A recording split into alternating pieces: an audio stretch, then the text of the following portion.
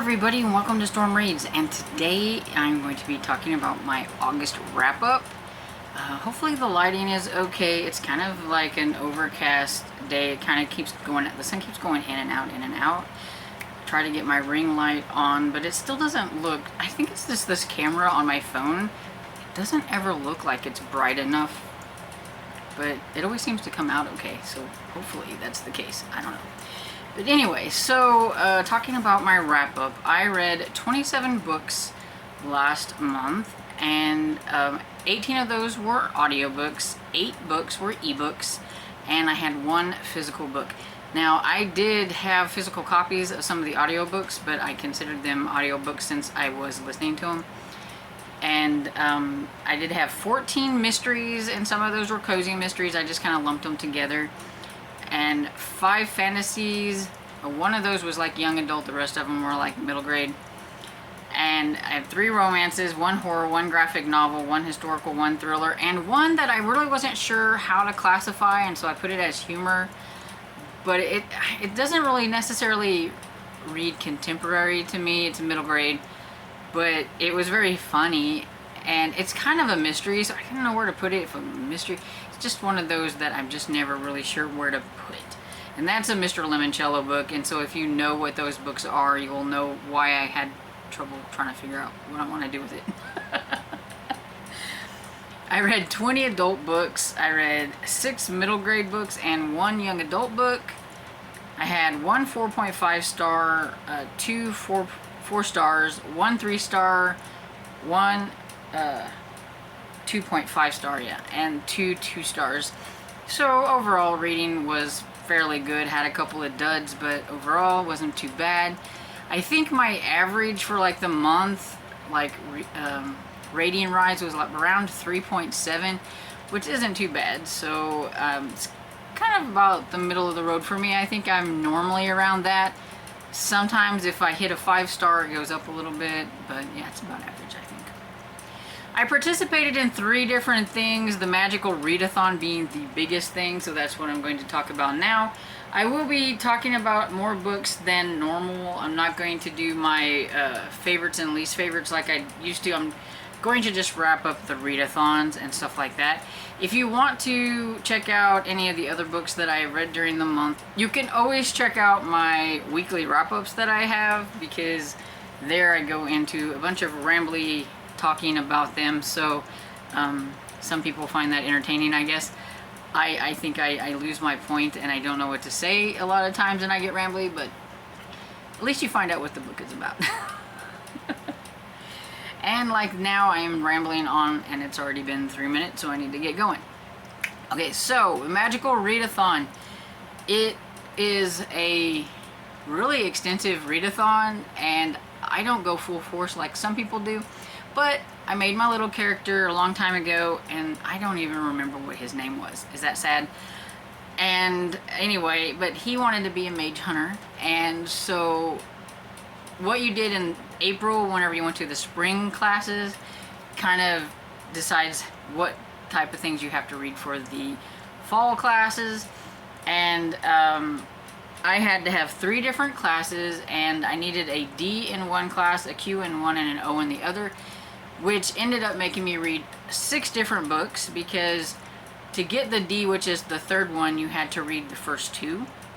And so like spells and incantations, I needed a D, which is distinguished, so I had to read the O, which was spell recolor, and for that I had to do the color picker, and I got kind of like this really light purpley color, and so I went with Because I Could Not Stop for Death by Amanda Flower. I really liked that one. It's historical mystery. And then I needed a Q, which was the incantations Echo. And basically what that was is you needed to read the same book that somebody else was reading. So pick a book off of somebody else's TBR. There were quite a few people in the Killing Time with Cozies who were reading Deadly Director's Cut by Vicki Delaney. And so I went ahead with that. And I've already forgot that I was going to mention... Okay, so I'm going to back up a little bit. And Because I Could Not Stop for Death was an e-arc, and I got it from Berkeley. And so I wanted to mention that because I always forget. And one of the things that I was trying to do that in the month of August was to work on a lot of my e-arcs, and so I want to make note of that because I did really well. And so the Deadly Director's Cut was not one. It was just a book that I wanted to read that everybody else was reading. But my distinguished one that I needed is Hex, and it was to annotate a book, and I hate annotating. You've probably heard me gripe and groan about this ever since I started the Magical Readathon.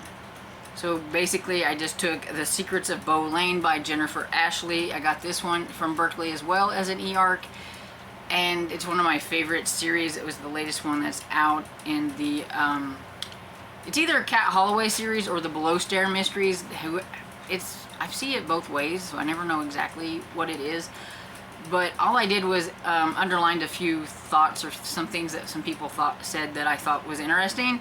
But other than that, that's about as participating in that as I did, because I just don't care to annotate. Moving on.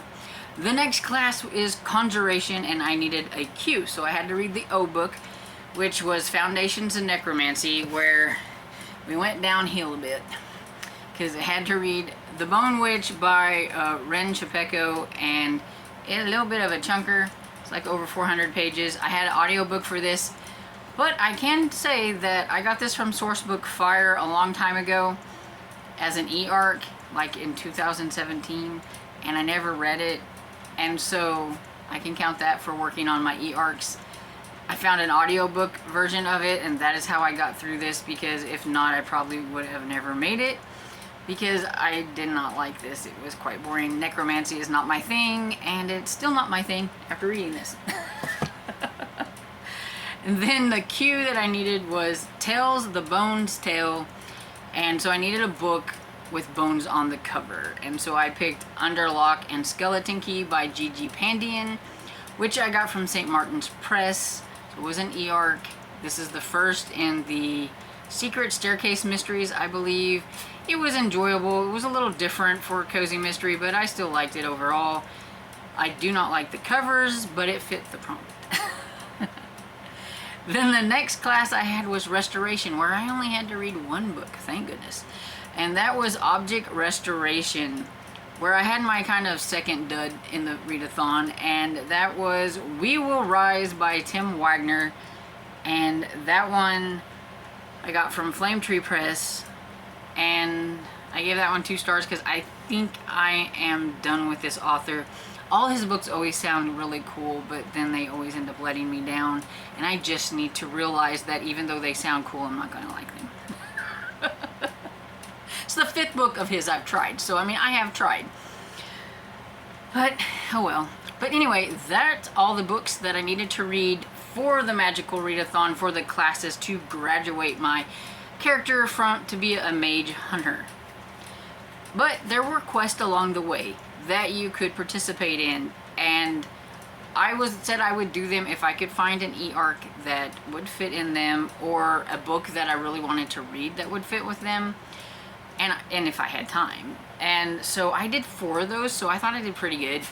And so potion testing was one of them, and it was to read a book that had poison or potion in the title. And so I read Botanist's Guide to Parties and Poison by Kate Kavari. Got this one from Crooked Lane Press, and this is the first book in the Saffron Everly series. It's a historical mystery series, and I thought it was a decent start to the series. Then the next one was Discreet Help Needed, and needed to read a book that had shrubbery on the cover. So I'm guessing we're hiding, but we're checking things out and hiding behind the shrubbery. So I read The Dead Cry for Justice by Rosemary Simpson. It is, I believe, I want to say it's the 6th book, but I always get it wrong. In the Gilded Age series, it's a series that I really enjoyed. The newest one comes out, I think, next month, but I know it comes out towards the end of the year. I'm just not quite sure which month, but I'm pretty sure it's either September or October. It could be November. I don't know. But anyway, at least I'm caught up until the new one comes out, and I did like that one. And you can see here, there's a little tiny shrubbery on there. I might have been pushing that one a little. And then I did Courier Needed, and for this you had to read a book with a movie adaptation. I'm not quite sure how those go together, but anyway, I read The Viscount Who Loved Me by Julia Quinn, and it was the second book in the Bridgerton series, and they do have the TV adaptation, so that's what I went with. And I really like this one a lot better than the first book. And then, I probably am not pronouncing this right, but it's Taps Volunteers. And anyway, it was to read historical fiction, and since you could double up a quest with a class, I read The Secrets of Bow Lane for that one to kind of give me an extra quest, and I didn't have to read an extra book for it. So there were, if I count right, I think there's 9 books. I was right. There's 9 books, and out of those 9 books, only 2 of them were not e-arcs. So I did really well with putting my e-arcs first. So the next thing I'm going to talk about is Amish in August. It was kind of a unofficial Amish in August that Elizabeth from Lizzie Faye Loves Books was all like, you know, hey, let's do this. She told Sarah from the Bookish Knitter, because they usually host it together, and she was telling us about it on one of our lives, and I was like, hey, I can do that. I would like to read a couple of Amish books that I need to get to. Anyway, one of those is the second book in the Kate Burkholder series. This is Pray for Silence by Linda Castillo, and these are very gritty Amish books.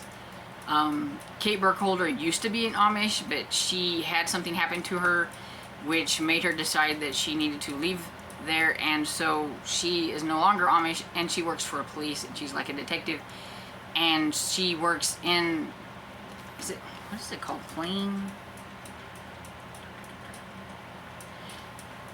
She's in Lancaster, Pennsylvania, and it's a community of Painter's Mill. That's what it was.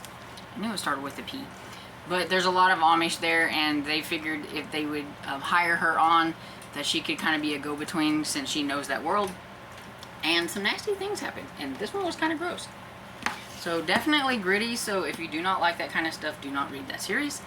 And then on the opposite end of that, I read A Churn for the Worse by Laura Bradford, which is a cozy mystery, and definitely not gritty. Maybe not quite as fluffy as, say, the Amish Candy Shop series, because it does deal with the fact that Jacob, the detective there, has been like excommunicated from his family because he decided to leave after he was baptized, which is a no-no, and that will get you exiled from the Amish, and you can't talk to your family. And so it does have a little bit of an edge to it, because it's kind of sad, you know, when you have that in there and everything. So it's not quite so fluffy, but it's still cozy. It's real cozy. The town is small. I love all the characters. They're great. And so yeah, so I read those 2. So very different ends of the spectrum of Amish, but I liked both of them. And then I did read a couple of more e-arcs, and so since I was trying to do Arc August, I thought I would go ahead and mention these last three books, because they go along with that. And so another arc that I had was Till Death by Carol J. Perry. I should have got to this a few months ago, and since I hadn't, there was an audiobook, so I listened to it, because I really do like to listen to this series. This is the Witch City series. This is the latest one that came out, and I want to say it's number 12, but don't hold me to it, because I'm always wrong. And anyway, I really like this one. It's about Lee and Pete, and